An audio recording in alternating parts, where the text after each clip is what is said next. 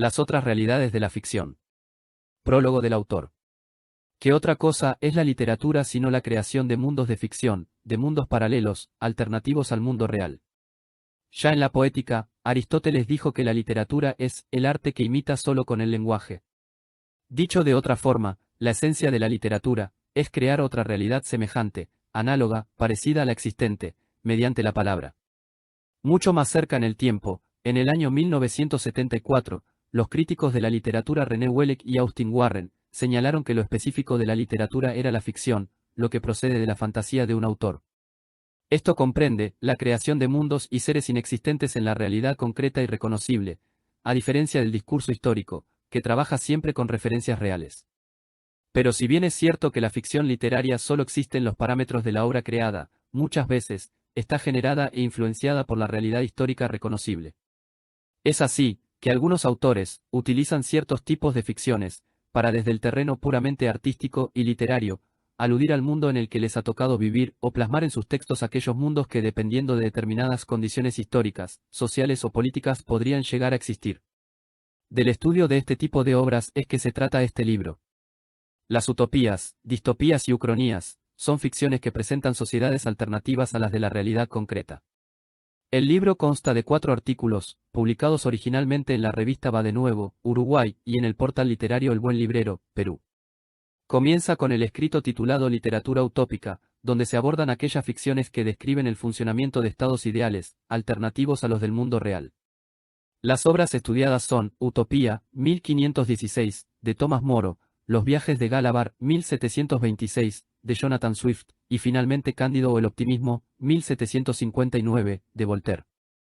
El segundo artículo se titula Literatura distópica, y allí se trabaja con aquellas ficciones que muestran un futuro desesperanzador, alienante, sin libertad y absurdo.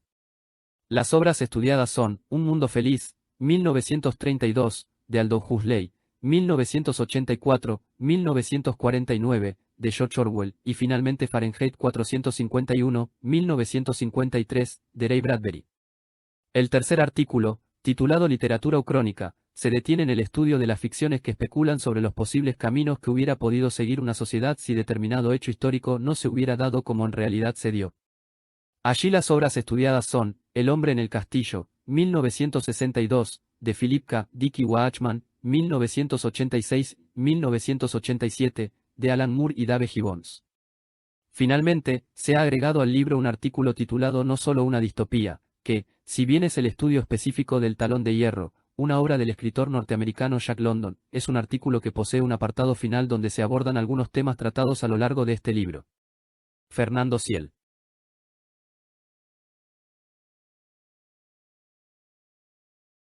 Literatura utópica. Los buenos no lugares de la ficción. Ficciones que describen el funcionamiento de estados ideales, alternativos a los del mundo real. Narraciones que contemplan los aspectos fundamentales que hacen a la realidad del hombre y a su vida en sociedad. Manifestaciones artísticas que tienden a mostrar la posible realización humana, a plasmar lo deseado, a trascender dentro de la ficción hacia mundos más justos y esperanzadores. Por Fernando Ciel. Cuando en el año 1516 el inglés Tomás Moro, publicó la obra titulada Libellus de Optimo Republica Statu, de que Nova Insula Utopiae, libro del estado ideal de una república en la nueva isla de Utopía, comenzó a originarse un término conceptual que daría lugar a un nuevo modelo literario.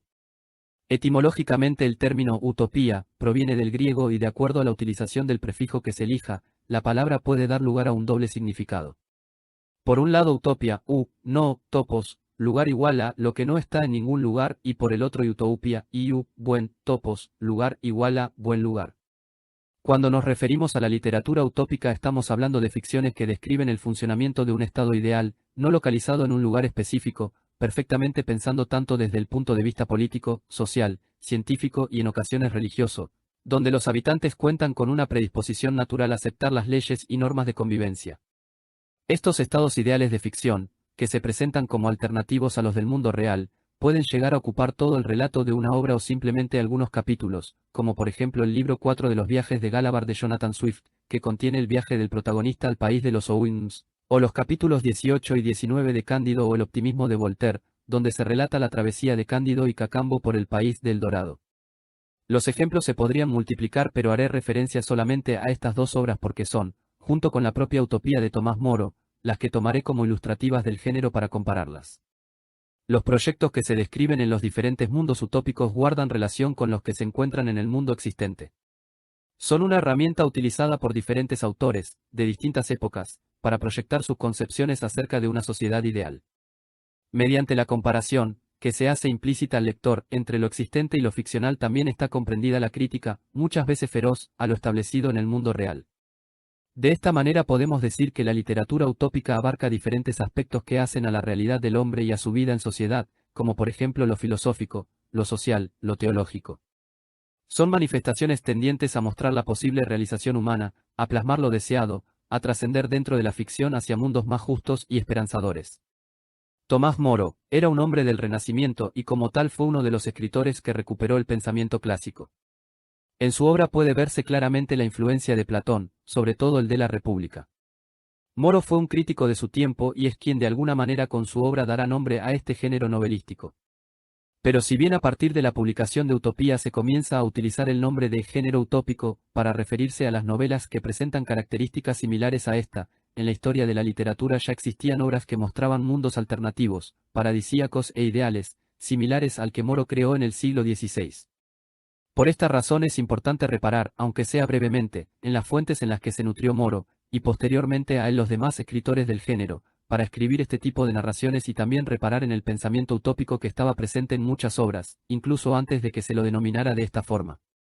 Son dos fundamentalmente las fuentes de las que se nutrieron los utopistas, por un lado la tradición cristiana, que estaba presente desde hacía siglos marcando el desarrollo cultural de Europa, y por otro lado la cultura clásica griega y latina que justamente en el Renacimiento va a comenzar a ser rescatada por los hombres de pensamiento. Dentro de la tradición que se corresponde con el pensamiento cristiano son varios los textos que de alguna manera abordan, aunque sea someramente, algunas características que luego los utopistas desarrollarán en sus obras.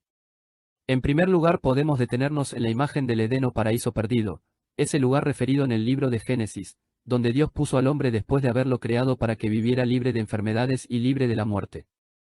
Se lo describe como un sitio arbolado, con diversas plantas y frutos, que además de embellecer el lugar suministraban todo el alimento necesario para que el hombre pudiera vivir con felicidad y sin contratiempos. Allí en esa tierra fértil y cálida también había un río y se dice que Dios había puesto a disposición del hombre todos los animales de la tierra. Siguiendo con la Biblia, también en el Antiguo Testamento, encontramos en el libro de los Reyes la historia de los reinos de Judá e Israel donde se glorifica el reinado de Salomón. Allí se dice que bajo su mandato el pueblo vivía sin enemigos, sin temores, en tranquilidad, cada uno bajo su parra y su higuera. Si pasamos al Nuevo Testamento, en el libro titulado Hechos de los Apóstoles, Lucas describe la vida de las primeras comunidades de Jerusalén. Allí se cuenta cómo los discípulos de Cristo vivían en comunión fraterna, tenían un solo corazón y una sola alma, las posesiones eran comunitarias y nadie disputaba por considerar suyo nada de lo que tenía y como resultado de esta forma de vida nadie pasaba necesidad. La otra fuente que nutrió las diferentes novelas utópicas que comenzaron a proliferar a partir del Renacimiento es la que tiene que ver con los textos clásicos griegos y latinos. En los textos griegos se encuentra el mito de la Edad de Oro, transmitido a través del poeta Hesíodo en su obra Los Trabajos y los Días. Allí el poeta griego se refiere a las 4 eras que sucedieron a la Edad de Oro, estas son la Edad de Plata, la Edad de Bronce, la Edad de los Héroes y la Edad del Hierro. La Edad de Oro se sitúa en un pasado remoto donde el ser humano era feliz, vivía en un lugar agradable y tranquilo, sin violencia ni temores, donde los árboles rebosaban de frutos y el hombre no tenía que cultivar la tierra para obtener los alimentos, esto permitía que tuviera tiempo de sobra para ocuparse en diversiones y festejos. Los proyectos clásicos griegos, vinculados a la organización de las ciudades, como por ejemplo la Atenas de Solón, basada en la razón y la filosofía, y la Esparta de Licurgo, con su sistema rigurosamente militarizado, también van a influir en los discursos utópicos. Durante el Imperio Romano también aparecieron numerosos escritos cuyo centro de interés era la propia ciudad de Roma, los más conocidos e influyentes son los de Cicerón. Dentro de los autores griegos rescatados en el Renacimiento aparece nítidamente la figura de Platón, quien va a influenciar de manera notoria a los utopistas fundamentalmente con 2 de sus obras, La República y Las Leyes. En La República se plantea el proyecto tendiente a la creación de una ciudad ideal, donde se reflexiona sobre temas como el del Estado, la justicia, la vivienda, la alimentación y el vestido, mientras que en Las Leyes Platón se va a centrar fundamentalmente en la legislación. Allí habla de la restricción del dinero y el comercio y de la propiedad colectiva de los bienes, las mujeres y los niños.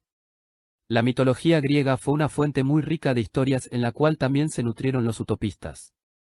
En la Odisea de Homero aparece el Elíseo, ese lugar reservado para los héroes, donde no llega la muerte. Otros lugares a destacar en Homero son los jardines, el que rodea la gruta de Calipso, que se describe como un lugar paradisíaco con diversos árboles, pájaros y fuentes de aguas cristalinas, y el jardín de Alcínoo, con características similares, donde los árboles brindan exquisitos frutos todo el año. En la Odisea se describe también la isla de los bienaventurados, lugar donde pasan a vivir los héroes una vez que mueren. Allí las condiciones son similares a las de la Edad de Oro, los héroes se encuentran libres de trabajos y preocupaciones. Es importante en este último mito el concepto de insularidad que propone, ya que muchos utopistas ubicarán sus países ideales en islas alejadas de la corrupción de otras sociedades. Los países, al encontrarse aislados, están a salvo de las influencias negativas y pueden vivir dichosamente bajo sus propios principios. Otro tópico importante que influenció a muchos poetas, pero también a diversos utopistas y que de alguna manera se vincula con el mito de la Edad de Oro, es el de la Arcadia. Este lugar imaginario se presentaba como un sitio donde reinaba la felicidad, la sencillez y la paz, y donde los hombres vivían en comunión con la naturaleza. Por último, podríamos también sumar a las influencias clásicas citadas los diversos relatos de viajes donde se refieren países fantásticos con características utópicas. Y no debemos olvidarnos tampoco de las sátiras que hizo la comedia griega de la Edad de Oro, donde la sociedad ideal se vinculaba fundamentalmente con los placeres, la comida y el sexo. Características literarias.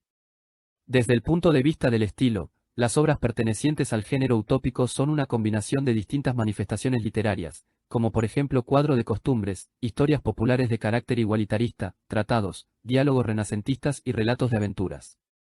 La estructura más utilizada por los autores que incursionaron en este género es la siguiente: un personaje viajero, por lo general navegante, naufraga o llega de forma extraordinaria a un lugar asombroso, inhabitual, sorprendente.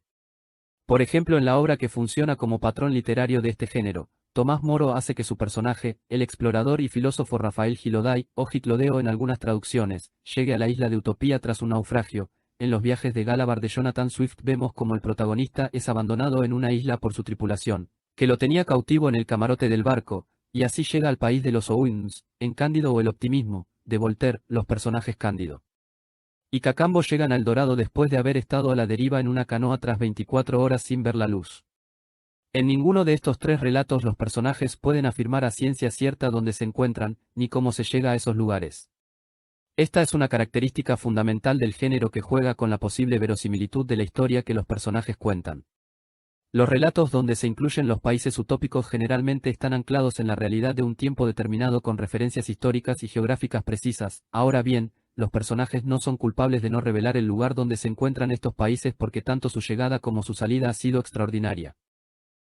En la gran mayoría de las obras pertenecientes al género utópico, una vez que los personajes se encuentran en esos nuevos países, en esos no lugares van a contar con otros personajes que les servirán de guía y gracias a los cuales podrán interpretar esa nueva realidad a la que se enfrentan. En el caso de la obra de Moro esto no es precisamente así, ya que Rafael Giloday expone las características de la isla pero no refiere a algún personaje en particular que le haya suministrado la información. Voltaire, en cambio, sí recurre a personajes que ayudarán a su protagonista Cándido a interpretar la nueva realidad, en primer lugar su propio sirviente Cacambo, quien le sirve de intérprete, y luego los demás personajes con los que se irán encontrando en su estadía en el Dorado, los mozos del mesón, el anciano retirado de la corte y finalmente el propio rey del país. En el caso de Galabar, Swift también hace que su protagonista encuentre un guía, quien lo instruye acerca de las características y costumbres del nuevo lugar. Este será un caballo, a quien Galabar llamaba, mi amo. Estos viajeros serán los portadores de las noticias, serán los que contarán a los hombres de su tiempo los otros mundos que se encuentran en islas remotas, más allá de las orillas, en algún punto del inmenso océano. Esto es lo que sucede claramente en Utopía, donde en el segundo libro Giloday va a exponer con detenimiento las diversas características de la isla. Los casos de Galabar y de Cándido son distintos, es mediante los comentarios y reflexiones llenas de asombro de los personajes que se van describiendo los nuevos mundos. Los lectores vivimos el asombro que sienten los protagonistas al enfrentarse a sociedades que presentan una inversión positiva de los valores con respecto a los de las sociedades existentes. Ya sea por medio de la exposición, como es el caso de Giloday en Utopía, o por la narración de los acontecimientos que le suceden a los protagonistas, como son los casos de Galabar y Cándido. La técnica de los novelistas consiste en establecer un contraste entre las sociedades existentes y las utópicas, y es precisamente en la muestra de ese contraste donde se encuentra la crítica a las sociedades existentes. Para finalizar este trabajo sobre la literatura utópica comentaré brevemente las principales características de las tres obras mencionadas y me referiré puntualmente al tratamiento que se le da al tema del oro en cada una de ellas, de manera de establecer una comparación entre estas tres obras representativas del género. Utopía, Tomás Moro, 1516. Tomás Moro divide su obra Utopía en dos libros. El primero de ellos presenta una introducción y un diálogo que el personaje de Tomás Moro tiene con los personajes Peter Giles y el explorador y filósofo Raphael Giloday, donde se critica a la Inglaterra de su época. El segundo libro se centra en la descripción que Giloday hace de la isla de Utopía, a donde llega tras un naufragio.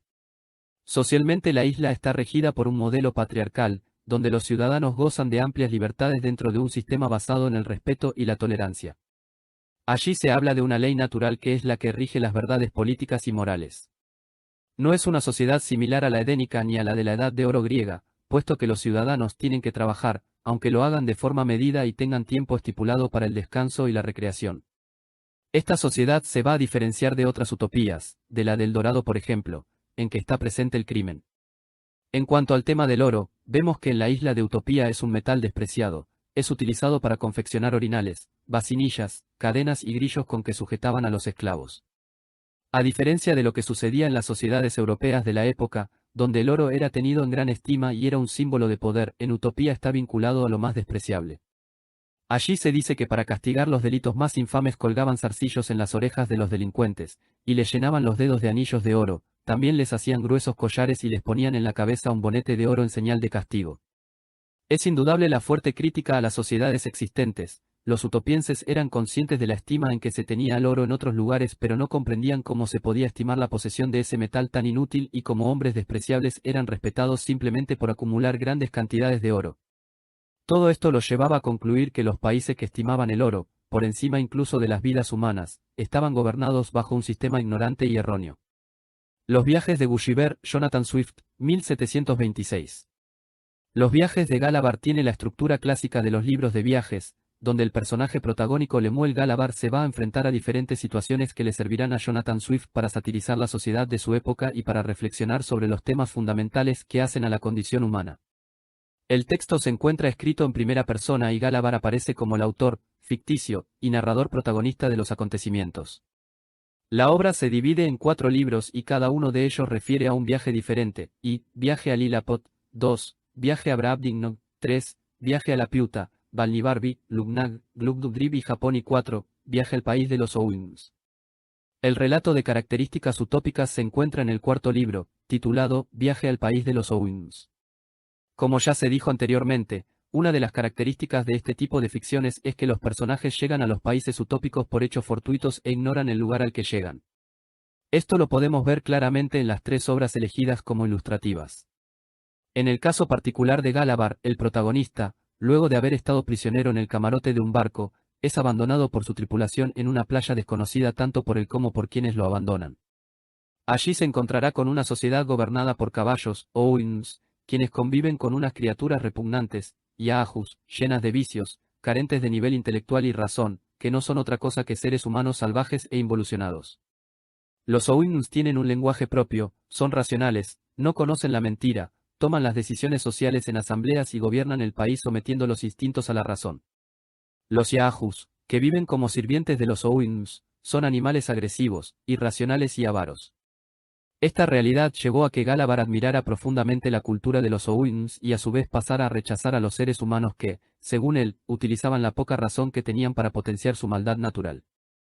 Lastimosamente, pronto se vio envuelto en un conflicto existencial en aquel país, ya que sus características físicas lo ubicaban como perteneciente a la raza de los Yaajus y si bien llegó a ser aceptado por los Ouins, por presentar un comportamiento muy diferente a las criaturas que habitaban el país, finalmente fue expulsado de aquel dichoso lugar porque los Ouins no pudieron dejar de ver el peligro que sería para su sistema social un Yaajus racional.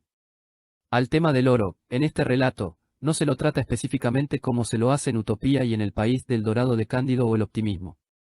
No obstante eso, hay un pasaje muy interesante en el capítulo 7 de este libro 4 de los viajes de Gulliver, donde se da un diálogo muy significativo entre el protagonista y el Ouins a quien llama, mi amo.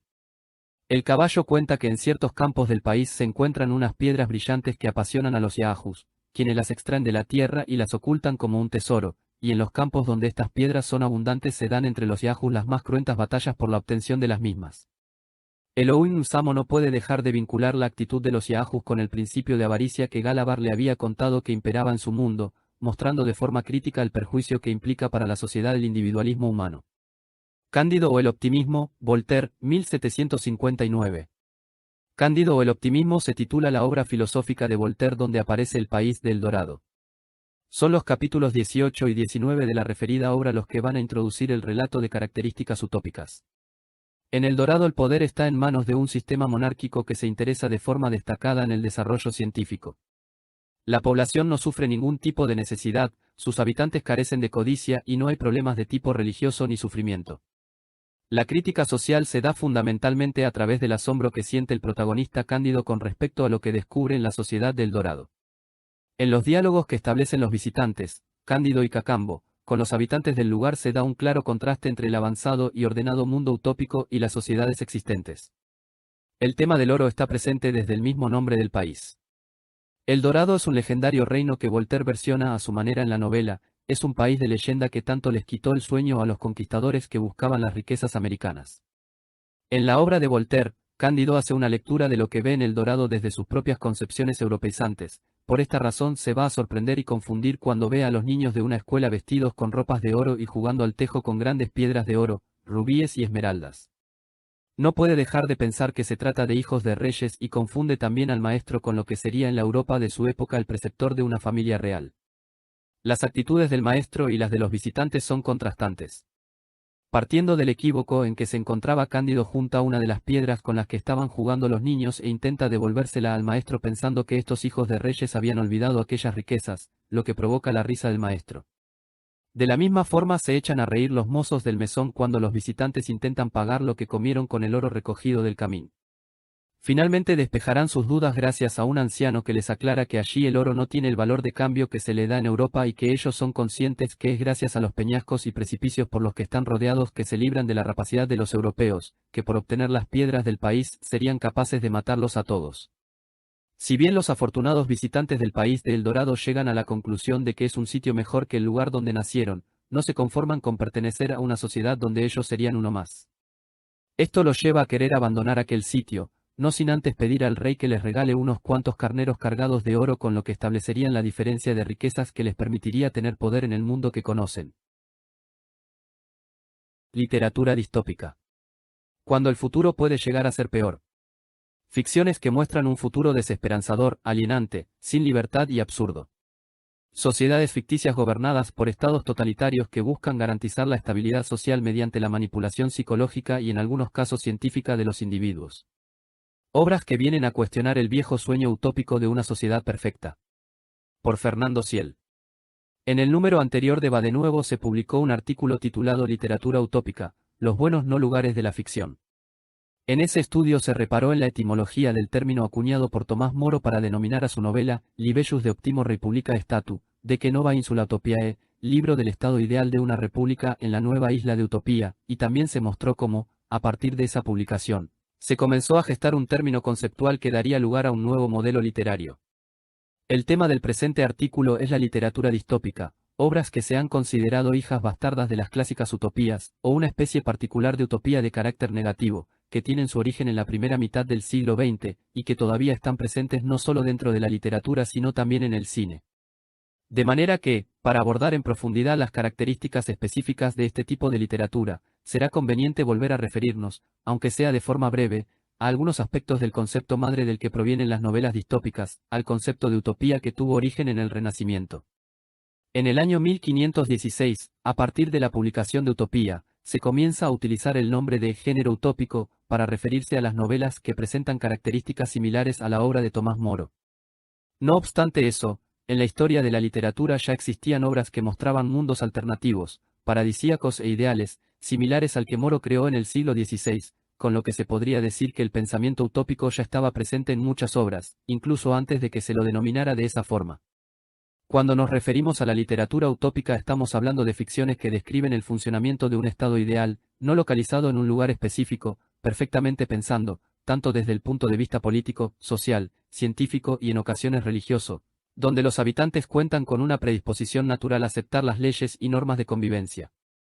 Son estados ideales de ficción, que se presentan como alternativos a los del mundo real.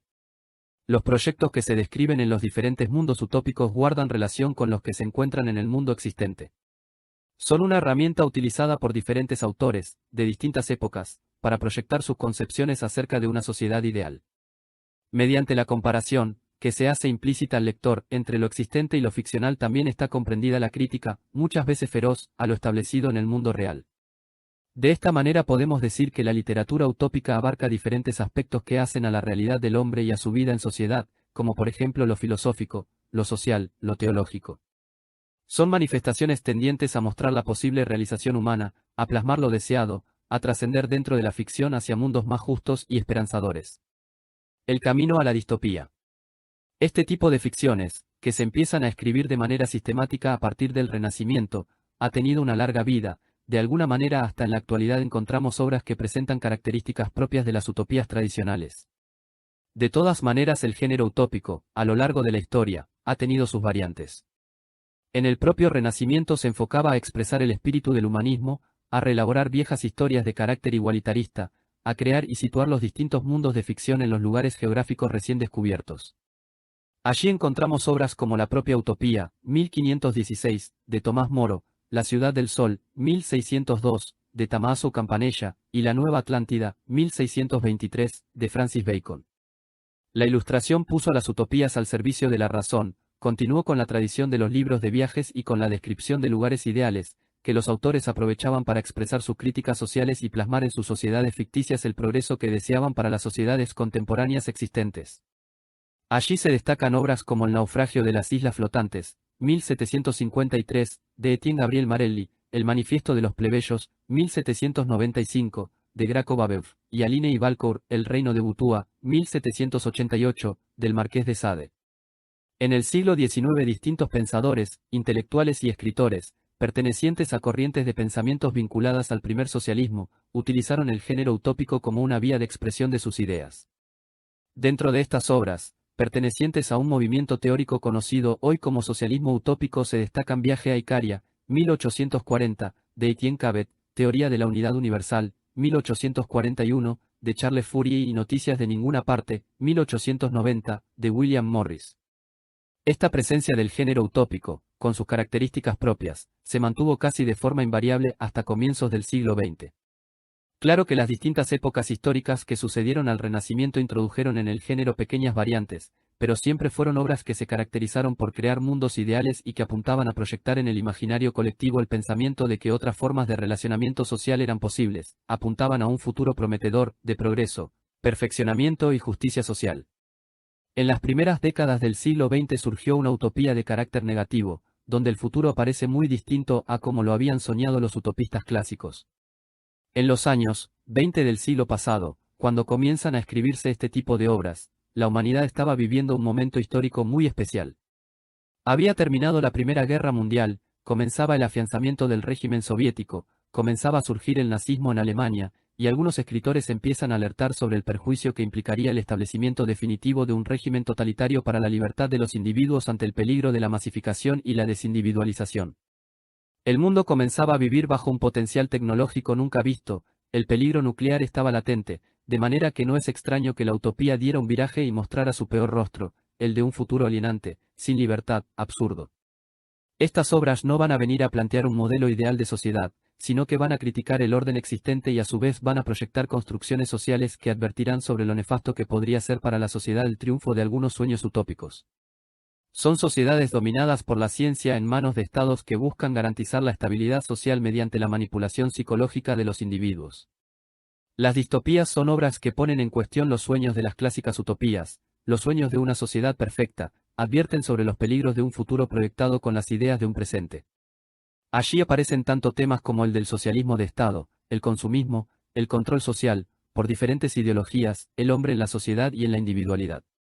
La forma más clásica de advertencia que utilizan estas obras es mostrar el enfrentamiento que se da entre un personaje y las condiciones sociales con las que le ha tocado vivir. Ejemplos como el de Ion el salvaje en un mundo feliz, de Aldous Huxley, 1932, Winston Smith en 1984 de George Orwell, 1949, o El bombero Montag en Fahrenheit 451 de Ray Bradbury, 1953, son una clara muestra del enfrentamiento del individuo con lo impuesto socialmente. Los ejemplos se podrían multiplicar, pero haré referencia solamente a estas tres obras porque son las que tomaré como ilustrativas del género para compararlas. Un mundo feliz, de Aldous Huxley, 1932. El título recoge unos versos de William Shakespeare, expresados por Miranda en el acto V de La Tempestad. Es una obra paradigmática dentro de las distopías. La acción transcurre en un futuro extremadamente tecnológico, donde el desarrollo científico está en manos de un Estado que lo utiliza para establecer normas y criterios que apuntan a crear en la sociedad una felicidad constante. En este mundo feliz, los individuos tienen la vida programada desde antes de nacer, sus emociones han sido manipuladas desde muy pequeños con sistemas de enseñanza que no dejan lugar a la individualidad ni a la reflexión.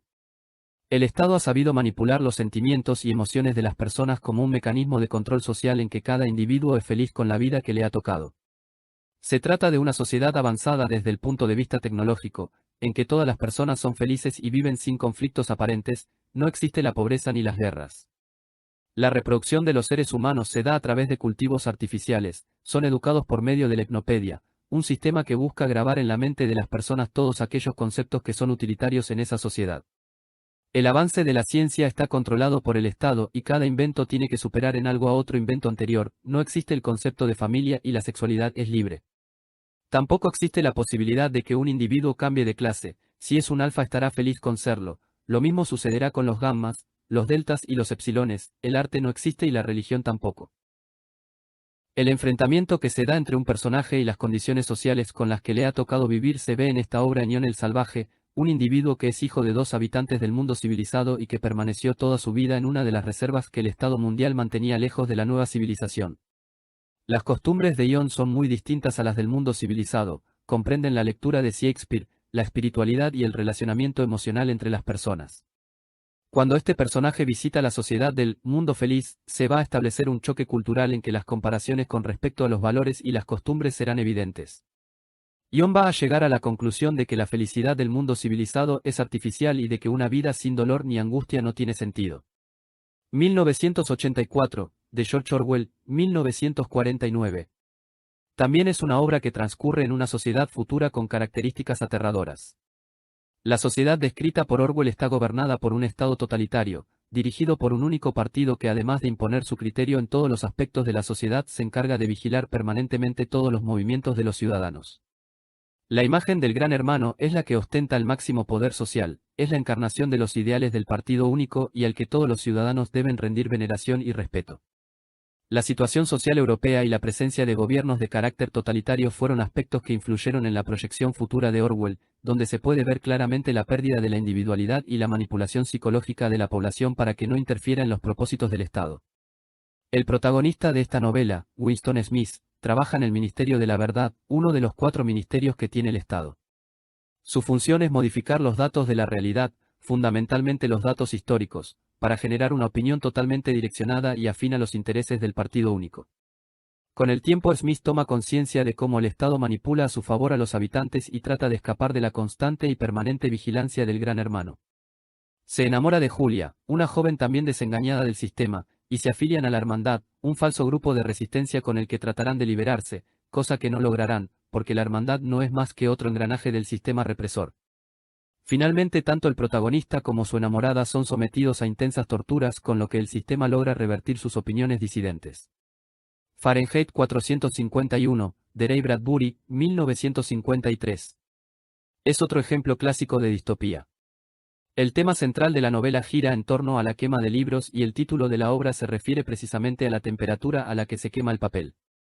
La acción transcurre en un futuro en que la lectura está prohibida porque quienes gobiernan consideran que los libros llevan irremediablemente a la desdicha del hombre. Al igual que en las otras dos obras referidas, en Fahrenheit 451, el Estado se encarga de la manipulación psicológica e intelectual de los habitantes. En este caso se sostiene que la lectura diferencia a los hombres cuando estos deberían ser iguales, de manera que la prohibición de la lectura y la condena de los libros es una herramienta usada para evitar todo tipo de desviación cultural. Es una sociedad alienada por distintos aparatos de comunicación que prácticamente han sustituido las relaciones interpersonales. La ciencia de esta forma es utilizada para mantener sumisos a los ciudadanos frente a un sistema que no se cuestiona. El protagonista de esta novela es un bombero llamado Mountaug, que se ocupa de quemar los libros. En este mundo los bomberos no se encargan de apagar el fuego sino de provocarlo, claro que de forma controlada. Poco a poco, y fundamentalmente a partir del conocimiento de una muchacha llamada Clarice, Montand comienza a tener curiosidad por la lectura, lo que lo lleva a comenzar a guardar algunos de los libros que decomisa. Con el tiempo este bombero despierta de la ignorancia colectiva y pasa a ser consciente de los condicionamientos sociales en que están insertos los demás ciudadanos. Al final Mountaug, que se ve perseguido por el régimen, se incorporará a una sociedad secreta encargada de guardar en la memoria el contenido de los libros. Literatura o crónica. ¿Qué hubiera pasado si? Ficciones que especulan sobre los posibles caminos que hubiera podido seguir una sociedad si un determinado hecho histórico no se hubiera dado como en realidad se dio. Obras que parten de acontecimientos históricos verdaderos, conocidos por los lectores, pero los cambian, creando una realidad alternativa donde transcurre la ficción novelesca. Por Fernando Ciel. En números anteriores de Va de Nuevo escribí sobre dos modelos literarios que se han dado fundamentalmente dentro de la novela, que fueron muy importantes en diferentes épocas de la literatura y que, con sus variantes, se mantienen de alguna manera vigentes hasta nuestros días. Me refiero a la literatura utópica, abordada en el número 75, y a la literatura distópica, estudiada en el número 76. El tema del presente artículo es la literatura ucrónica, obras que al igual que los modelos estudiados parten y toman como referencia una realidad concreta para la ficcionalización de otros mundos posibles, aunque los objetivos que buscan estos tres tipos de ficciones sean bien distintos. En el caso de la literatura utópica, veíamos cómo se trata de ficciones que describen el funcionamiento de un estado ideal, no localizado en un lugar específico, perfectamente pensando, tanto desde el punto de vista político, social, científico y en ocasiones religioso, donde los habitantes cuentan con una predisposición natural a aceptar las leyes y normas de convivencia. Decíamos que estos estados ideales de ficción se presentan como alternativos a los del mundo real y que los proyectos que se describen allí guardan relación con los que se encuentran en el mundo existente, son una herramienta utilizada por los autores para proyectar sus concepciones acerca de una sociedad ideal. Mediante la comparación, que se hace implícita al lector, entre lo existente y lo ficcional, está comprendida la crítica a lo establecido en el mundo real, son manifestaciones tendientes a mostrar la posible realización humana, a plasmar lo deseado, a trascender dentro de la ficción hacia mundos más justos y esperanzadores. En el caso de las distopías, dijimos que son obras que se han considerado hijas bastardas de las clásicas utopías, o una especie particular de utopía de carácter negativo que surgió en las primeras décadas del siglo XX. Veíamos también, cómo en estas obras el futuro parece muy distinto a como lo habían soñado los utopistas clásicos. Las distopías comienzan siendo una respuesta a un determinado momento histórico muy especial que vivía la humanidad, la finalización de la Primera Guerra Mundial, los regímenes totalitarios y el peligro nuclear entre otros. Las obras distópicas funcionan como una alerta a la sociedad sobre los totalitarismos, la pérdida de libertad, la masificación, la manipulación psicológica, la desindividualización y muestran sociedades futuras alienantes, absurdas, carentes de libertad. La literatura ucrónica, a diferencia de la utópica, no va a venir a plantear un modelo de sociedad ideal, ni tampoco, como lo hace la literatura distópica, va a proyectar una construcción social alienante, sino que va a especular sobre los posibles caminos que hubiera podido seguir una sociedad si un determinado hecho histórico no se hubiera dado como en realidad se dio. El resultado puede llegar a ser similar al de una utopía, al de una distopía o ser totalmente distinto al de estos dos modelos de sociedades ficticias. Las obras ucrónicas siempre parten de acontecimientos históricos verdaderos, conocidos por los lectores, pero los cambian, los desvían y conjeturan, especulan, sobre cómo sería la vida cotidiana en determinadas sociedades si cierto acontecimiento hubiera sido diferente. Para esto crean una realidad alternativa donde transcurre la ficción. Los acontecimientos narrados no sucedieron en la realidad, pero perfectamente podrían haber sucedido, de manera que la reconstrucción alternativa de la sociedad ucrónica es coherente y siempre está basada en la lógica de lo que podría haber pasado. Son narraciones que de alguna manera están emparentadas con la novela histórica pero donde a partir de determinado punto los hechos referidos se desarrollan de forma diferente a como los conocemos.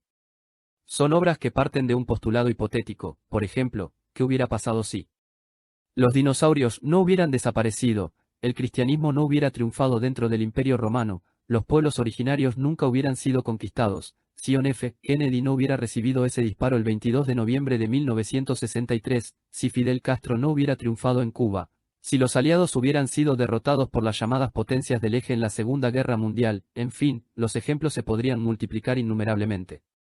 Estas obras suelen tomar un punto específico, un evento histórico particular y lo cambian, lo modifican, dando lugar al pasaje de una realidad histórica a una realidad ucrónica. Ese punto que podría ser el hecho de que Kennedy no hubiera recibido el disparo, por tomar uno de los ejemplos señalados, se conoce como punto Shahambhar, término creado por Jeffrey Hawthorne en su libro de 1991 Plausible Worlds, Possibility and Understanding in History and the Social Sciences, y que hace alusión al personaje John Barr, del autor de ciencia ficción Jack Williamson, quien en un relato de 1930 tenía que decidir por un guijarro o por un imán y de esa elección dependería el mundo al que se iba a acceder. El primero en utilizar la palabra ucronía fue el filósofo positivista francés Charles Bernard Renouvier, quien la utilizó en su obra de 1876 Uchronie, Elle utopie dans l'histoire, ucronía, la utopía en la historia. Allí se imagina un desarrollo alternativo de la sociedad occidental, donde el cristianismo no triunfa en el Imperio Romano, y la cultura clásica sobrevive otros 1000 años. Vemos como Renouvier hace referencia en el título de su obra también a la obra de 1516 Utopía de Tomás Moro y da a entender que una ucronía es una utopía en el tiempo. Utopía, compuesta del griego no, y topos, lugar, sería lo que no está en ningún lugar, mientras que ucronía está compuesta por el griego no, y cronos, tiempo, significaría lo que no está en ningún tiempo. Con la literatura ucrónica pasa algo similar con lo que sucedió con la literatura utópica. Recordemos que el nombre genérico de literatura utópica comenzó a utilizarse a partir de la obra de Tomás Moro, cuando en realidad en la historia de la literatura ya existían obras con las características de las del autor inglés. Con las ucronías sucede algo similar, porque si bien el término fue acuñado, como ya vimos, por Charles Bernard Renouvier en 1876, ya existían obras con la característica de alterar los acontecimientos históricos y ficcionalizarlos. Se considera que el capítulo 9 de la historia de Roma desde su fundación, escrita por el historiador Tito Livio en el siglo I a.C. es el primer texto que presenta características ucrónicas. Allí el historiador romano especula cómo hubiera sido el desarrollo de la historia conocida si Alejandro Magno hubiera iniciado sus conquistas hacia Roma, e imagina una guerra hipotética entre el imperio de Alejandro Magno y Roma en el siglo IV a.C. Otra obra de características ucrónicas que precede a la de Charles Bernard Renouvier es Historia de la Monarquía Universal, Napoleón y la conquista del mundo, escrita en 1836 por el francés Louis-Napoléon Geoffroy-Chateau, donde vemos a un Napoleón que llega a ser emperador del planeta, comienza por conquistar Rusia en 1812, y luego va conquistando en sucesivas campañas el resto del mundo. Por lo general son obras que transcurren en un presente alternativo, aunque la narración se sitúe en un momento histórico del pasado. Allí los autores ucrónicos especulan sobre cómo hubiera sido la historia si los acontecimientos tomaban otros rumbos, critican en muchos casos, de forma implícita, cómo se dieron las cosas realmente y le dejan al lector un mundo de ficción para que inevitablemente establezca una comparación entre lo imaginado por el autor y la historia real que él ya conoce. Es importante no confundir las ucronías literarias con la teoría de los universos paralelos, ni tampoco con ciertos estudios históricos conocidos como historia contrafactual.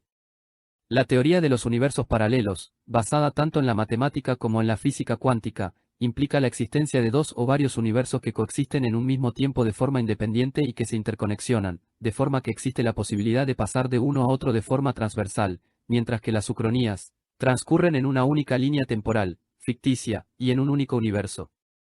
Por otra parte, los estudios académicos llamados historia contrafactual, si bien están muy próximos a las ucronías porque especulan sobre mundos alternativos, siempre parten de un estudio riguroso de la realidad histórica buscando comprender en primer lugar cómo no sucedieron las cosas para luego poder entender por qué los hechos se dieron de determinada manera, mientras que los autores de ucronías literarias no necesariamente tienen que ser tan rigurosos o específicos con los detalles históricos y tienen mucha más libertad para elegir el punto Shahambhar que deseen para desarrollar su historia alternativa.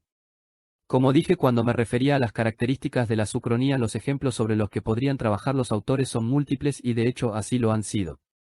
Para terminar el artículo me referiré brevemente a dos obras paradigmáticas de la literatura ucrónica. En primer lugar, haré referencia a una obra de 1962 El hombre en el castillo del autor norteamericano Philip K. Dick, quizá la más conocida de las ucronías, y en segundo lugar a Watchman, la novela ilustrada de Alan Moore y Dave Gibbons de 1985. El hombre en el castillo. Uno de los temas más recurrentes en distintas ucronías, quizá por mostrar la materialización de una temida pesadilla, es la especulación sobre qué hubiera sucedido si en la Segunda Guerra Mundial Hitler hubiera resultado victorioso. Este tema es abordado por el autor norteamericano Philip K. Dick, en su obra de 1962 El hombre en el castillo. Allí el autor especula sobre la posibilidad de la derrota de los aliados en la guerra y la conquista y división del territorio norteamericano por parte de los japoneses y los alemanes, quienes han absorbido a la Italia fascista. La acción de la novela transcurre en 1962, el mismo año de su publicación, pero muestra un Estados Unidos muy distinto al real. Los alemanes y japoneses han dividido el territorio en tres partes. Los alemanes se ubican en la costa este mientras que los japoneses lo hacen en la oeste, quedando en la mitad del territorio una franja de estados autónomos pero que a su vez están divididos en dos áreas de influencia, una japonesa y otra alemana. En esta ucronía los nazis continúan con su política de exterminio masivo, pero se centran ahora en África e impulsan su expansión por el espacio, en tanto los japoneses tratan por todos los medios de adaptar a los norteamericanos a su cultura. Como se dijo anteriormente, en la ucronía los autores no solo buscan especular sobre cómo hubiera sido la historia si los acontecimientos tomaban otros rumbos, sino que también de forma implícita critican cómo se dieron las cosas en la realidad, en este caso Philip K. Dick, con la repartición que crea de Estados Unidos por parte de sus conquistadores alude de alguna manera a la repartición que hicieron de Alemania a los aliados. Estas comparaciones las podrá hacer fácilmente el lector estableciendo paralelismos entre lo ficcionalizado y lo real, fijándose si realmente las cosas hubieran cambiado demasiado de seguir otros rumbos. Otro tema presente en la obra es la muestra de una sociedad donde continúa el racismo, que el lector también podrá comparar si se aleja demasiado de lo que ocurría por esos años en la realidad norteamericana. Un hecho curioso dentro de este universo de ficción es la presencia de una novela que circula de forma clandestina en la sociedad, titulada La langosta se ha posado, de un tal Hawthorne Abdensen a quien sorprendentemente se le había ocurrido la loca idea de contar una historia alternativa a la que se vivía en esa sociedad, muy similar a la historia real, donde los vencedores de la guerra habían sido los aliados. Con esto Philip K. Dick crea una especie de juego de espejos, donde los personajes lectores de su ficción al enfrentarse a la realidad alternativa de La langosta se ha posado, experimentan lo que nosotros sentimos al leer la realidad alternativa que se muestra en El hombre en el castillo. Watchman. Otra obra que transcurre dentro de una realidad ucrónica es Watchman, la novela ilustrada de Alan Moore y Dave Gibbons. La acción transcurre en 1985 en Estados Unidos, donde sigue gobernando el presidente Richard Nixon luego de haber salido victorioso de la guerra de Vietnam gracias a los poderes del Dr. Manhattan. Este personaje, llamado John Osterman antes de convertirse en superhéroe, fue utilizado por el gobierno norteamericano como un arma de guerra. Luego de un accidente que sufrió el reconocido físico nuclear Osterman en el año 1959 cuando quedó atrapado en la sala del campo subtractor intrínseco, logró obtener poderes sobre la materia. El gobierno norteamericano inventó la fachada de un funeral y puso a su servicio los poderes de este superhéroe a quien lo veían como un dios y un arma mortal, lo llamaron el Dr. Manhattan para atemorizar a los enemigos de Estados Unidos. En un momento de la novela el Dr. Manhattan recuerda cómo en enero de 1971 el presidente Richard Nixon lo utilizó en la guerra de Vietnam, donde solo le bastó una semana para acabar con el enemigo. En 1985, tiempo en que transcurre la acción de la novela, todos los superhéroes habían sido ilegalizados en Estados Unidos, menos el Dr. Manhattan y el comediante, otro superhéroe que es asesinado al comienzo de la narración. El Dr. Manhattan es el instrumento de guerra principal que tiene Estados Unidos para resguardarse de las amenazas enemigas y lo utilizan para frenar el avance de la Unión Soviética ya que las dos naciones se encuentran al borde de una guerra nuclear.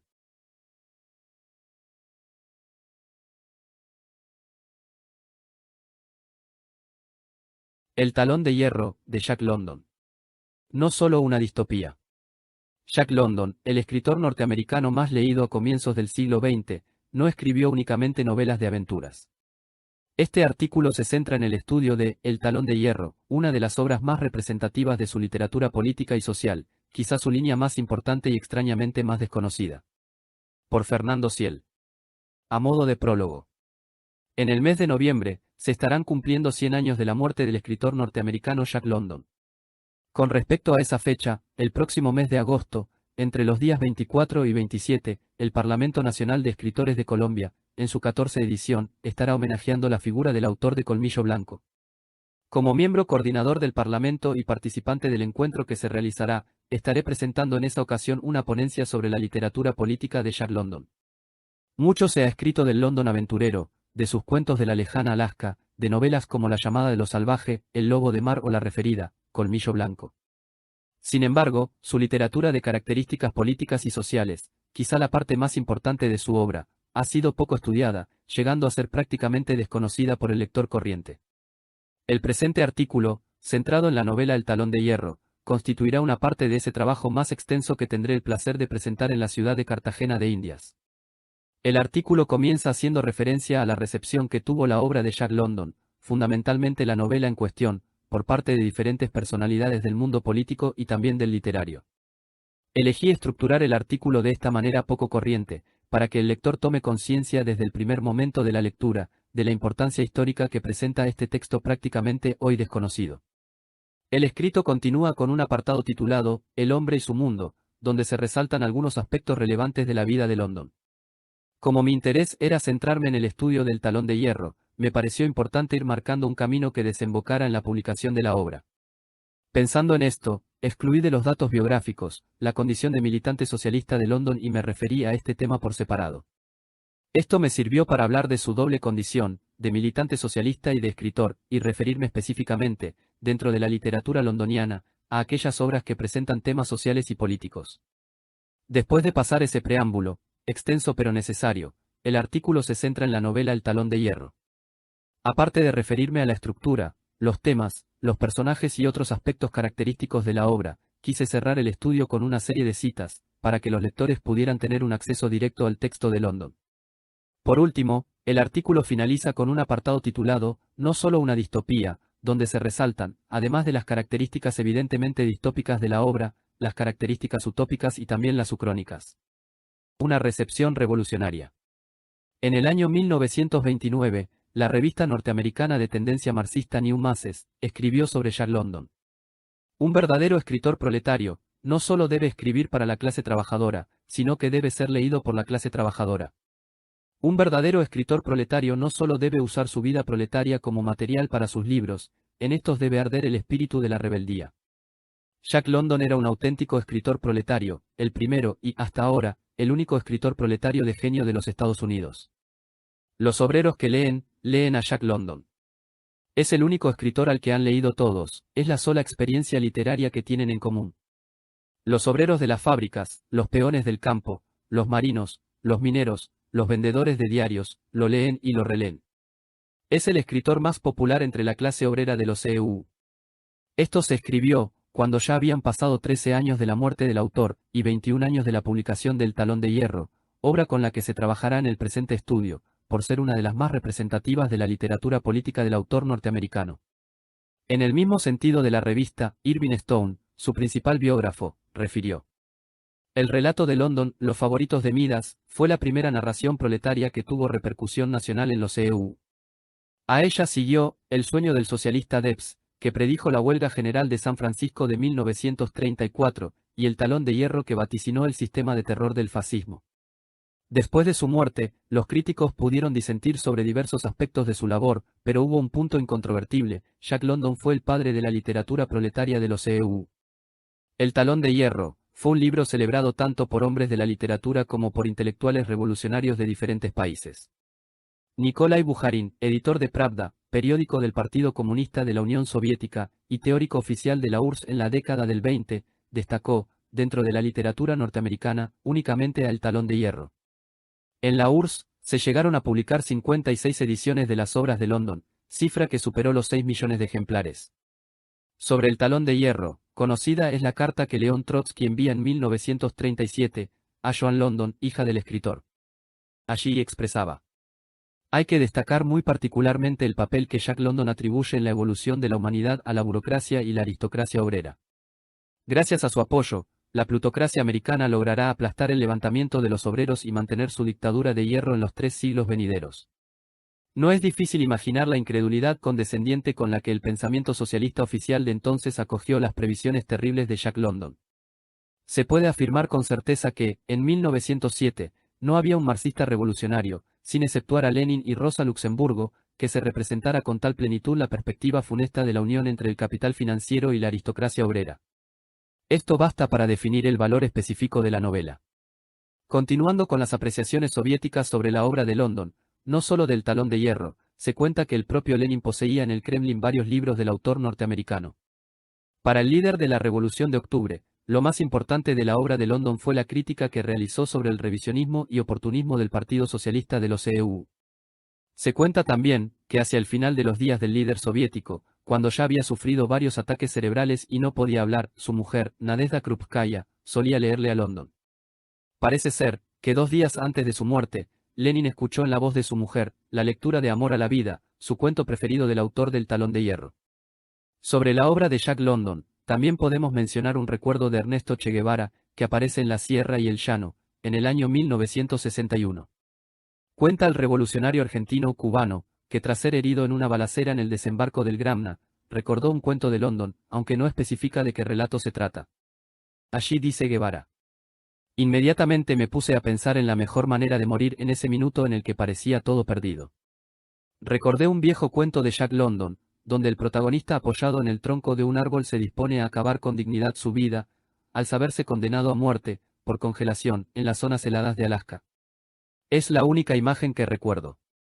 El cuento de London, que transcurre en la helada Alaska, se titula Encender una hoguera, dice concretamente: cuando hubo recobrado el aliento y el control, se sentó y recreó en su mente la concepción de afrontar la muerte con dignidad. Un fragmento del texto de Guevara, concretamente, recordé un viejo cuento de Jack London, donde el protagonista apoyado en el tronco de un árbol se dispone a acabar con dignidad su vida, es rescatado en el año 1966 por Julio Cortázar, quien lo utiliza como epígrafe en su cuento Reunión, Todos los fuegos el fuego. Antes de terminar esta primera parte del trabajo y pasar a estudiar algunos aspectos de la biografía y de la época en que vivió Jack London, veamos algunas otras recepciones y calificaciones de su obra, pero ya no de hombres vinculados al terreno político, sino al mundo de la literatura. Comencemos por lo que dijo al final de su trabajo biográfico, el ya citado escritor norteamericano Irving Stone. Con la desaparición de Jack London el mundo perdió una llama. El poeta y crítico literario norteamericano Edwin Maharjan sostuvo que Jack London fue una parte de la juventud y el coraje heroico del mundo. El novelista norteamericano Henry Miller dijo de London: no halló otro escritor americano de igual coraje y de más fiera energía en América. El escritor y dramaturgo ruso Leónidas Andreyev manifestó: estimo yo en Jack London su vigor sereno, su talento firme, su hombría. Jack London es un escritor admirable, un bellísimo dechado de capacidad y voluntad orientados a la afirmación de la vida, un talento prodigioso. Con ese don de observación que es patrimonio exclusivo de los escritores auténticos y sinceros, lleva al lector con mano amiga y fuerte a lo largo del camino y al terminar este viaje en su compañía duele separarse de él y se siente ya el ansia de mayores encuentros. El Premio Nobel de Literatura Anatole France resaltó de London: ese peculiar genio que percibe lo que permanece oculto para la mayoría de los mortales. Finalmente, para terminar estas citas que se podrían multiplicar, recordemos que George Orwell consideraba El Talón de Hierro como una obra premonitoria que le influyó en la creación de 1984. El hombre y su mundo. Jack London, San Francisco, Estados Unidos, 12 de enero de 1876, Glen Ellen, Estados Unidos, 22 de noviembre de 1916. La corta y fructífera vida de Jack London, cuyo nombre verdadero era John Griffith London, podría ser comparada con una de sus novelas de aventuras. No fue un escritor rodeado únicamente por libros, su vida estuvo plagada de los más diversos trabajos y de las más coloridas aventuras, donde no faltaron ladrones, piratas y paisajes extravagantes de lugares remotos. En el terreno literario, fue uno de los dichosos creadores que pudo gozar en vida de su éxito. A comienzos del siglo XX era el escritor norteamericano más leído fuera de los Estados Unidos, el más famoso y el mejor pago. Algunos estudiosos de la vida de London sostienen que fue un hijo ilegítimo de William Cheney, un astrólogo itinerante que nunca reconoció su paternidad. El apellido, London, se lo dio el hombre que se casó con su madre y lo adoptó como hijo, un veterano de la guerra civil llamado John London. Vivió su infancia en la ciudad de Oakland en medio de dificultades económicas. Su padrastro no gozaba de un trabajo fijo, y su madre, Flora Wellman, una mujer de origen adinerado, tenía una salud muy precaria, padecía de neurosis y era aficionada al espiritismo. Debido a estas dificultades, Jack fue criado por una antigua esclava, Virginia Prentice, quien fue como su segunda madre. Además de asistir a la escuela, el joven London se vio en la necesidad de vender periódicos en la calle para ayudar a su familia. Esta condición de buscavida desde muy pequeño lo condujo en los primeros años de su juventud hacia el puerto de Oakland, donde conoció ciertos personajes picarescos y se aficionó con la bebida y con el mundo del mar. Pronto se transformó en ladrón de ostras y en navegante de la bahía de San Francisco. A los 17 años se enroló en un barco y se fue a cazar focas a las costas japonesas. Al regresar, se ocupó en diferentes empleos que le aportaron un escaso salario. Trabajó en una fábrica de yute, en una lavandería, en una fábrica de enlatados y en una mina de carbón. En el año 1894, London se unió a una columna de desempleados que marchó desde California hasta Washington a pedir empleo. Esta experiencia no tuvo un final grato para London, terminó en la prisión de Niagara Falls pagando una condena de un mes por vagabundeo. De todas formas, este fue un evento trascendental en la vida del futuro escritor, que lo llevó a sumarse a las filas del Partido Socialista de Oakland y a involucrarse en las luchas sociales y políticas que se estaban dando en el país. Por esta época ingresó a la universidad, pero la abandonó rápidamente, por presiones económicas y por sentirse desilusionado con la educación recibida. En 1897, Jack London se embarcó rumbo a Alaska a buscar oro. La suerte no lo acompañó en esa travesía y regresó mucho más débil, con algunas dolencias y tan pobre como se fue. A partir de ese momento de su vida, London decide dedicarse a la escritura. Antes de convertirse en escritor, Jack London había sido un gran lector. Durante su niñez y primera juventud leyó cientos de novelas en la biblioteca pública de Oakland. Más adelante en su vida, llegarían las lecturas de los autores que más lo influenciarían en su labor como escritor, entre ellos, podríamos nombrar a Marx, Kipling, Spencer, Stevenson, Moussas, Poe, H.G. Wells y Nietzsche. La primera referencia que se tiene de London como escritor es de cuando el joven contaba tan solo con 17 años. A esa edad ganó el primer premio de un concurso periodístico con la descripción de un tifón, una de las tantas experiencias que había vivido en su labor de marinero. Pero es tras su regreso de Alaska cuando London alquila una máquina de escribir y se propone seriamente convertirse en escritor. En su autobiografía novelada Martin Eden, London se refiere a este momento de su vida de la siguiente forma. Y entonces, restrellante de luz, brotó la idea. Escribiría. Sería uno de los ojos del mundo, uno de los corazones a través de los cuales siente ese mundo y uno de los oídos a través de los cuales el mundo oye. En prosa y en verso, sobre hechos reales e imaginarios, escribiría. Escribía torrentosa e intensamente, de la mañana a la noche y bien entrada la noche, y era el suyo un continuo estado febril.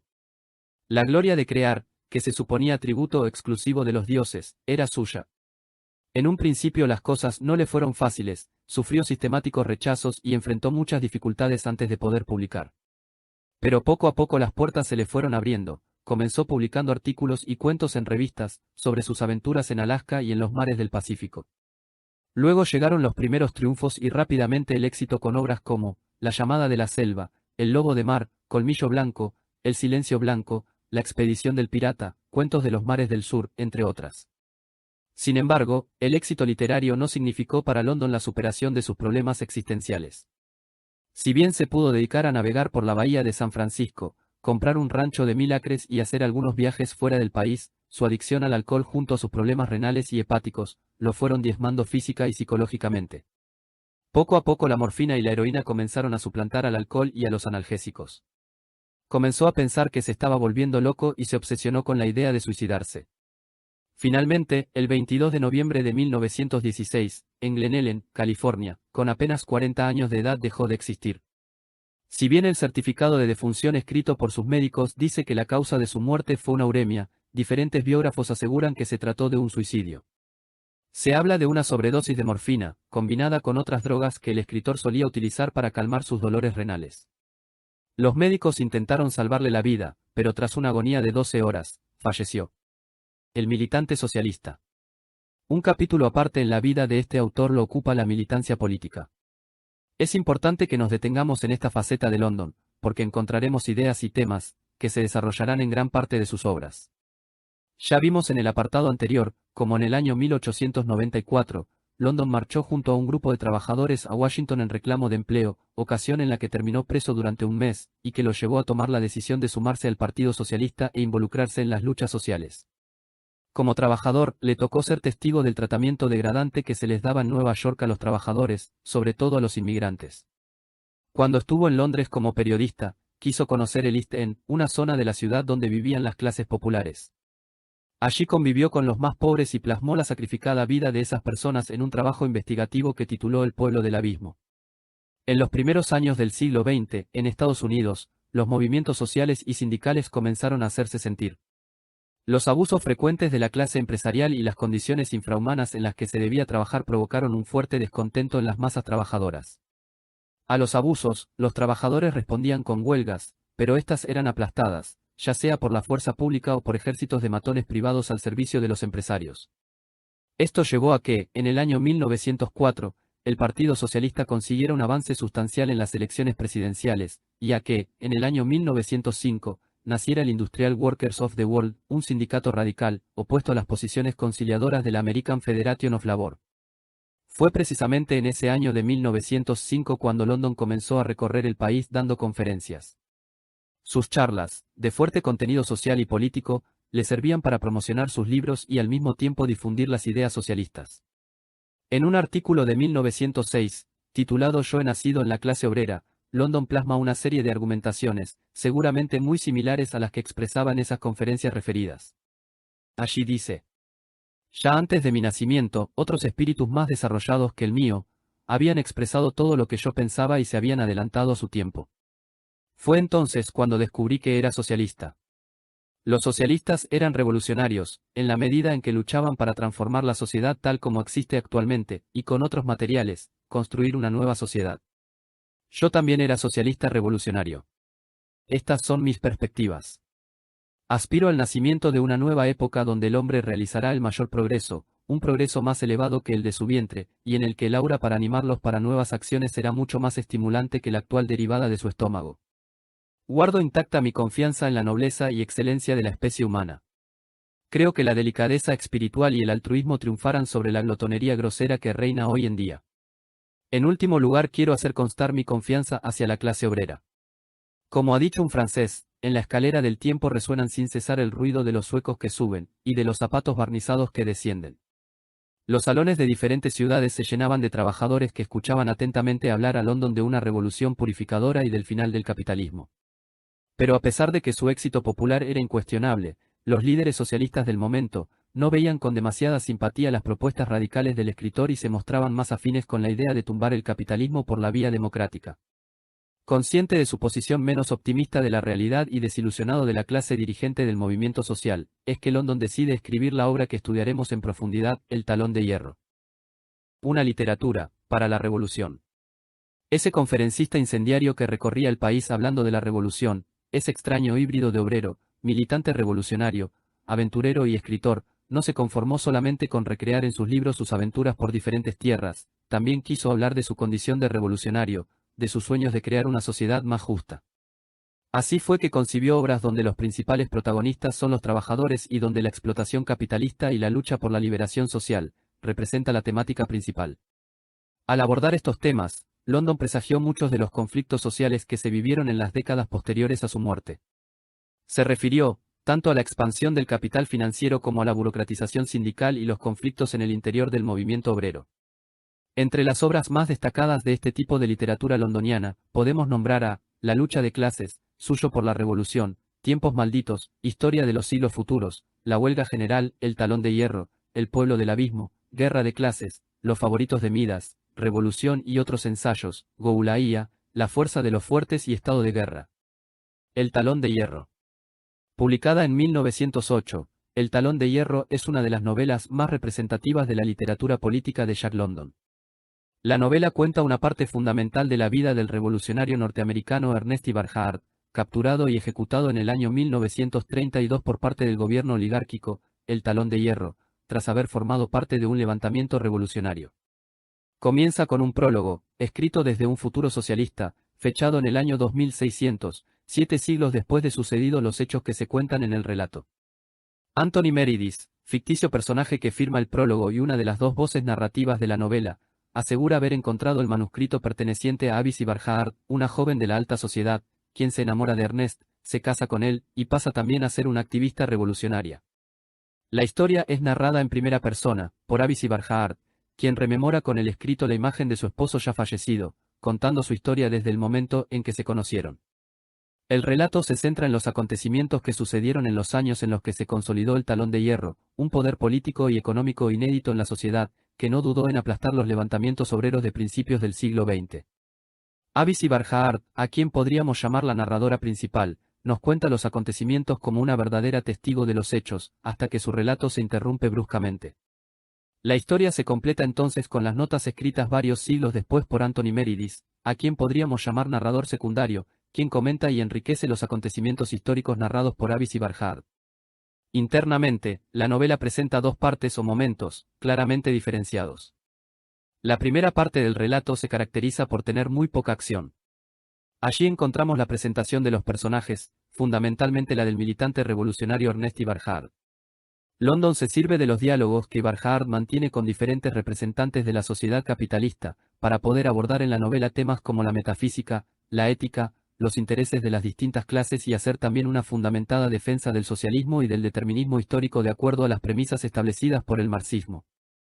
Los primeros capítulos nos cuentan el proceso de enamoramiento de Avis y su toma de conciencia revolucionaria. Ernest Barhart es un excelente conversador y argumentador. Por medio de Avis, frecuenta reuniones donde asisten algunos miembros de las clases privilegiadas.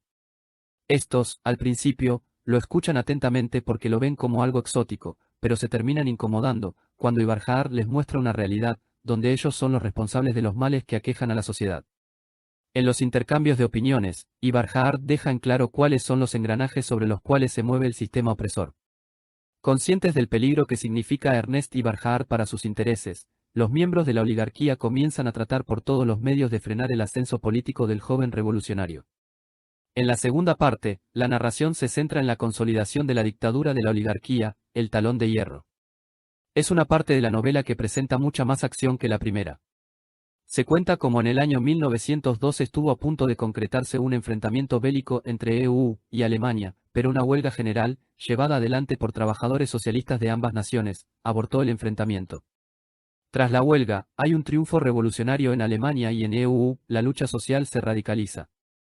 Para enfrentar este panorama, los poderes económicos norteamericanos compran a los sindicatos más importantes, ferrocarriles, acero y metalúrgicos, de esta forma el movimiento obrero se ve debilitado y los capitalistas deciden imponer una tenaz tiranía, el Talón de Hierro. La oligarquía, junto a ese grupo de trabajadores comprados, asume el poder total de la sociedad, mientras la gran mayoría de la población trabajadora cae en la miseria más extrema, conformando lo que en la novela se denomina, el pueblo del abismo. Los socialistas, los protagonistas entre ellos, se ven obligados a seguir luchando desde la clandestinidad. Hay dos revueltas referidas en la novela. En la primera, denominada Comuna de Chicago, la población trabajadora es aplastada. Posteriormente, mientras los trabajadores preparan la segunda revuelta, Ernest es asesinado y el relato de Avis y Barhart se interrumpe bruscamente. El narrador secundario continúa refiriendo cómo se siguieron dando las luchas sociales por varios siglos bajo el poder del Talón de Hierro, hasta que por fin los trabajadores lograron derrotarlo y establecer un gobierno llamado Fraternidad del Hombre. En la novela se exponen, comentan o cuestionan gran número de temas. Se habla tanto de los medios de producción o comunicación, como de las leyes o de las creencias religiosas o morales. A continuación, para que el lector de este trabajo tenga un acceso directo a lo que dice la obra de London sobre algunos temas puntuales, se citarán pequeños fragmentos. Así justifica Avis y Barhart la necesidad de su escrito y así comienza la novela. He aquí porque quiero consagrar este periodo de espera y de ansiedad al recuerdo de mi marido. Soy la única persona del mundo que puede proyectar cierta luz sobre esta personalidad, tan noble que es muy difícil darle su verdadero y vivo relieve.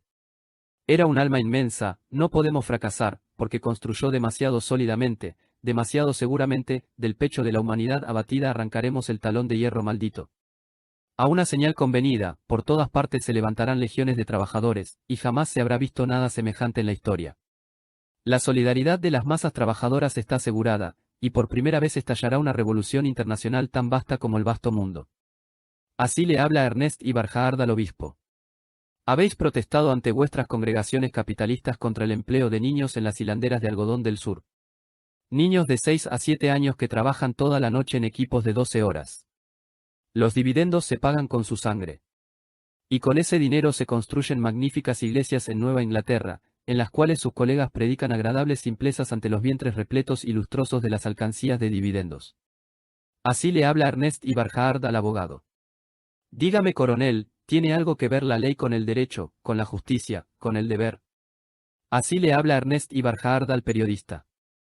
Me parece que su tarea consiste en deformar la verdad de acuerdo con las órdenes de sus patrones, los que, a su vez, obedecen la santísima voluntad de las corporaciones. Algo similar le dice el sacerdote, cuando ingenuamente espera que sus críticas al sistema capitalista aparezcan en la prensa. Ni una sola palabra de lo que dijo será publicado. Tú no tienes en cuenta a los directores de diarios, cuyo salario depende de su línea de conducta, y su línea de conducta consiste en no publicar nada que sea una amenaza para el poder establecido. Ernest Iberhard luchaba por lo siguiente. Nuestra intención es tomar no solamente las riquezas que están en las casas, sino todas las fábricas, los bancos y los almacenes. Esto es la revolución.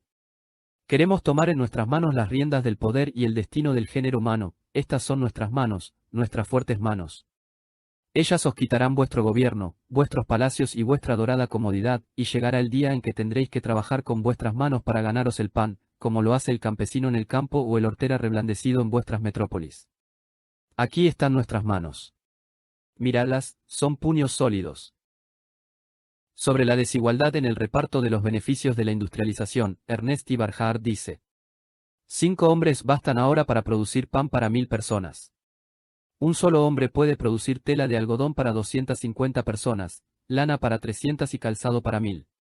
Uno se sentiría inclinado a concluir que con una buena administración de la sociedad el individuo civilizado moderno debería vivir mucho más cómodamente que el hombre prehistórico. Ocurre así, si el poder de producción del hombre moderno es 1000 veces superior al del hombre de las cavernas. ¿Por qué hay actualmente en los Estados Unidos 15 millones de habitantes que no están alimentados ni alojados convenientemente, y 3 millones de niños que trabajan? Ante este hecho, doble hecho, que el hombre moderno vive más miserablemente que su antepasado salvaje, mientras su poder productivo es 1000 veces superior, no cabe otra explicación que la de la mala administración de la clase capitalista, que sois malos administradores, malos amos, y que vuestra mala gestión es imputable a vuestro egoísmo. Como se refirió en la biografía, las posturas radicales de London no veían como viable un cambio de sistema por la vía democrática. Respecto a esto, dice Ernest Iberhard: sabemos, y lo sabemos al precio de una amarga experiencia, que ninguna apelación al derecho, a la justicia o a la humanidad podría jamás conmoveros. Y cuando un miembro de la oligarquía le refiere que no aceptarán ser sacados del poder, Ernest Iberhard le responde: y el día que hayamos conquistado la victoria en el escrutinio, si os rehusáis a entregarnos el gobierno al cual llegaremos constitucional y pacíficamente, entonces replicaremos como se debe, golpe por golpe, y nuestra respuesta estará formulada por silbidos de obuses, estallidos de granadas y crepitar de ametralladoras. Continúa Iberhard con esta sentencia: el poder será el árbitro. Siempre lo fue. La lucha de clases es un problema de fuerza. Pues bien, así como su clase derribó a la vieja nobleza feudal, así también será abatida por una clase, la clase trabajadora. Iberhard no cuestiona a aquellos hombres que al conmoverse con la injusticia recurren a la caridad, pero sostiene que es una conducta inútil si lo que se quiere es transformar la sociedad. Es significativo también lo que sucede con el sacerdote, cuando descubre dolorosamente cómo la Iglesia es cómplice de la miseria existente en la sociedad. Iberhard sabe que cualquier denuncia o cambio de postura del sacerdote, a nivel de la Iglesia, será completamente inútil. A los burgueses, desplazados por las grandes compañías, que sueñan con volver a la época preindustrial, Ernest Iberhard les dice: en lugar de destruir esas máquinas maravillosas, asumamos su dirección. Aprovechémonos de su buen rendimiento y de su bajo precio. Desposeamos a sus propietarios actuales y hagámoslas caminar nosotros mismos. Eso, señores, es el socialismo. Venid a nosotros y sed nuestros compañeros en el bando ganador. Sobre los partidos políticos tradicionales y los sindicatos vendidos, sostiene Ernest Iberhard: los políticos de los viejos partidos, los criados, los sirvientes de la plutocracia y los sindicatos sumisos se esforzarán por transformar sus organizaciones en corporaciones cerradas, y lo conseguirán. Sobre la guerra que pretendían llevar adelante EU y Alemania, dijo Ernest Iberhard: la oligarquía quería la guerra con Alemania por una docena de razones. Además, el periodo de hostilidades debía consumir un volumen de excedentes nacionales, reducir el ejército de parados que amenazaban en todos los países y dar a la oligarquía tiempo para respirar, para madurar sus planes y realizarlos. Deberán gastar sus excesos de riqueza en obras públicas. Como las clases dominantes del antiguo Egipto erigían templos y pirámides con la acumulación de lo que habían robado al pueblo. Finalmente, en cuanto a la conducta que debían llevar adelante las masas trabajadoras para tumbar el talón de hierro, Ernest Iberhard sostenía: es inútil, estamos derrotados por anticipado. El talón de hierro está ahí. Había puesto mis esperanzas en una victoria pacífica, lograda gracias a las urnas. Seremos despojados de las escasas libertades que nos quedan, el talón de hierro pisoteará nuestras caras, ya no cabe esperar otra cosa que una sangrienta revolución de la clase trabajadora. Naturalmente, lograremos la victoria, pero me estremezco al pensar en lo que nos costará. No solo una distopía. Para finalizar el artículo, una pequeña reflexión sobre este punto. El talón de hierro es una novela que fácilmente podríamos catalogar como distópica. Los hechos transcurren en un futuro próximo al tiempo en que fue publicada. Es una obra de anticipación, que advierte sobre una posible sociedad futura gobernada por un régimen tiránico, que controla la economía, la información, la justicia, mientras los trabajadores viven en condiciones miserables. Pero si bien la descripción social dejada por Avis y Barjaard nos muestra una sociedad distópica, que la podríamos ver como una anticipación o advertencia de los regímenes fascistas de la Europa de entreguerras, también encontramos en la novela elementos utópicos y ucrónicos. Utópica es la sociedad por la que lucha Ernest Barjaard y su esposa, una sociedad igualitaria, justa, libre y pacífica. Si bien este tipo de sociedad se termina estableciendo y es desde donde se publica el manuscrito, en la novela no aparece descrita, aunque siempre esté presente en los sueños de los protagonistas. London, en esta obra, en lugar de mostrarnos una utopía socialista, nos muestra la lucha de los personajes para llegar a ella en medio de una sociedad de características distópicas. En cuanto al factor ucrónico, en menor medida, también está presente. Si bien en la obra no encontramos un punto ya ámbar donde la realidad histórica toma otro rumbo, sí es una novela, que al igual que las ucronías, está anclada en un lugar histórico real.